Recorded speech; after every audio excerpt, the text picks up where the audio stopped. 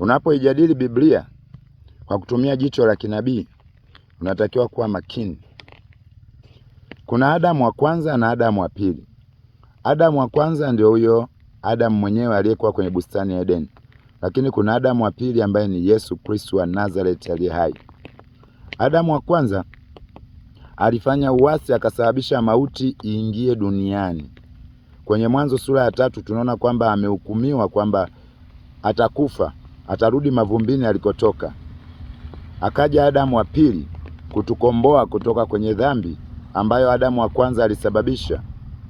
Sasa huyu Adamu wa pili, maandiko yanasema kwamba atakapoihukumu hii dunia, atakapohukumu ulimwengu kwa wazima na wafu, mauti na kuzimu navyo vitahukumiwa.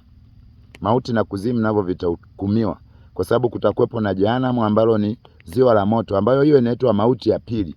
Mauti ya kwanza ni hii tunayokufa, lakini kutakuwa na mauti ya pili ambayo hiyo mauti na kuzimu navyo vitahukumiwa, na shetani naye atahukumiwa pamoja na watu wake waliomfuata.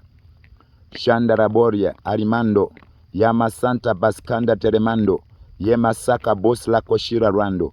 Unatakiwa kumfuata huyu Adamu wa pili, kufuata na kufuata yale anayoyataka, ili uende mbinguni, uepuke na hii mauti ya pili. Baskandaraba oriandara mamere masaya rako sina masli koshira rando. Usijidanganye na hii dunia. Dunia inapita. Rema kosla boshanta porianda karamando ria rakia. Sauti hii ni sauti ya nabii wa Bwana, ni sauti ya Mungu kupitia kinywa cha nabii. Boskandarabasiri masaya korimando nite prophet God love.